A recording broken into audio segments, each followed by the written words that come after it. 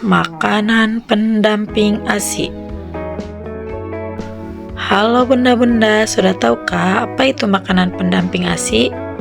Makanan pendamping ASI adalah makanan ataupun minuman selain dari ASI yang mengandung banyak nutrisi yang diberikan kepada bayi berusia 6-24 bulan. Manfaat MPASI. Yang pertama, pemenuhan gizi. Setelah bayi berusia 6 bulan, ASI tidak cukup untuk memenuhi nutrisi. Maka dari itu dibutuhkan MPASI untuk memenuhi nutrisi pada bayi. Manfaat MPASI yang kedua yaitu penyesuaian saluran pencernaan. Nah, pada usia 6 bulan, bayi mulai menyesuaikan asupan makanan mereka selain dari ASI. Sistem pencernaan mereka mulai berkembang secara normal meskipun belum utuh sepenuhnya, dan enzim tripsin mulai berfungsi dengan baik. Nah, manfaat MPASI yang ketiga yaitu peralihan dari ASI ke makanan keluarga. Nah, bunda-bunda, pada usia 6 bulan, bayi mulai menyesuaikan asupan makanan mereka dan mulai belajar makan makanan dengan tekstur dan rasa yang baru. Nah, bunda-bunda, kapan sih waktu yang tepat untuk pemberian MPASI? Nah, bunda-bunda, pemberian MPASI bisa diberikan kepada bayi berusia 6-24 bulan ya. Syarat pemberian MPASI yang pertama yaitu tepat waktu. MPASI harus diberikan di saat ASI eksklusif sudah tidak dapat memenuhi kebutuhan nutrisi bayi. Nah, diberikan ketika bayi berusia 6-24 bulan. Bisa juga diberikan di bawah 6 bulan, namun harus sesuai saran dan rekomendasi dari dokter spesialis. Nah, syarat yang kedua yaitu adekuat. MPASI harus memiliki kandungan energi, protein, dan yang terpenting memperhatikan 4 sehat, 5 sempurna. Nah, diingatkan ya, diperhatikan juga ya kandungan dari MPASI tersebut bunda-bunda. Nah, syarat pemberian MPASI yang ketiga yaitu aman. MPASI harus disiapkan dan disimpan dengan cara yang higienis, diberikan dengan tangan dan peralatan makan yang bersih. Jangan lupa cuci tangan terlebih dahulu ya bunda-bunda. Nah, syarat pemberian MPASI yang terakhir yaitu benar. MPASI harus diberikan dengan memperhatikan sinyal rasa lapar dan kenyang pada bayi. Nah, dianjurkan juga bayi diberi makan terlebih dahulu sebelum tidur ya bunda-bunda.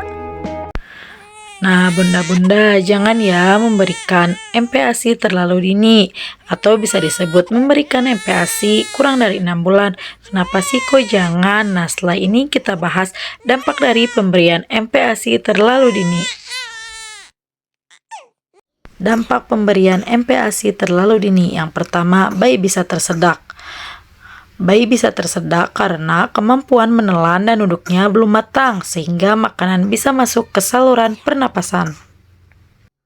Nah, untuk dampak yang kedua yaitu bayi bisa mengalami diare ataupun sembelit. Pemberian MPASI yang terlalu dini dapat menyebabkan bayi mengalami diare atau sembelit karena sistem pencernaannya belum berkembang dengan baik untuk mencerna makanan selain dari ASI.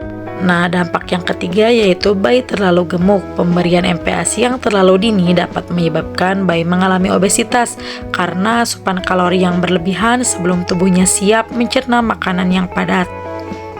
Nah, dampak yang keempat yaitu mengalami masalah pada ususnya.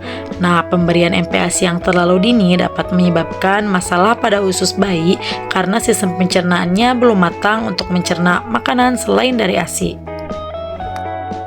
Nah, bunda-bunda, beresiko juga pada jangka pendek bayi akan meminum ASI sedikit sehingga kebutuhan gizi utamanya tidak terpenuhi dengan optimal. Nah, bunda-bunda, perlu diingatkan ya, namun bila pemberian MPASI terlambat, bayi bisa mengalami kurang gizi. Maka dari itu, berikanlah MPASI pada bayi dengan tepat dan cermat ya bunda-bunda.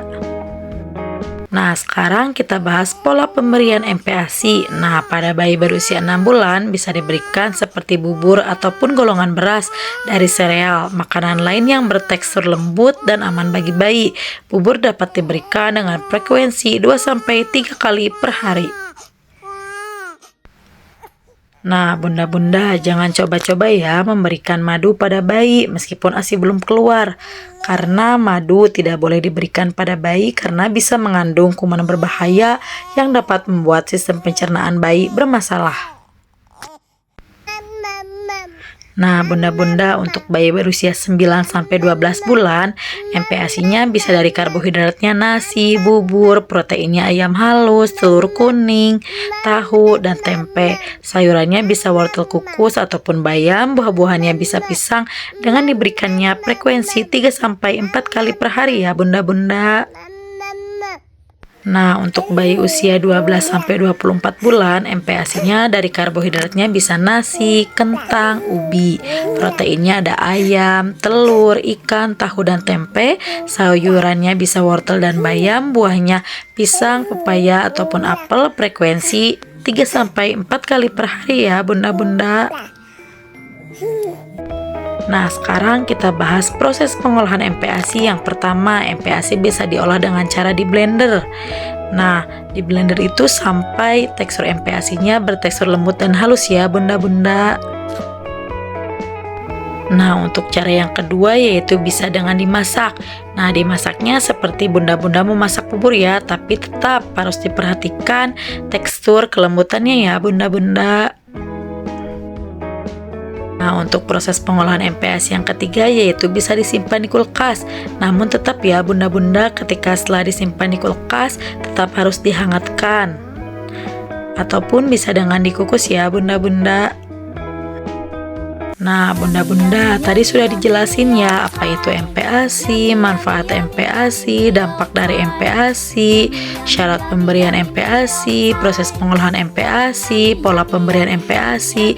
Bunda-bunda sudah tahu ya, maka dari itu bunda-bunda harus memberikan MPASI dengan baik dan tepat ya.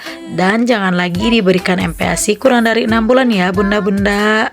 Nah, cukup sekian dan terima kasih. Mohon maaf bila ada kesalahan. Terima kasih atas perhatiannya ya.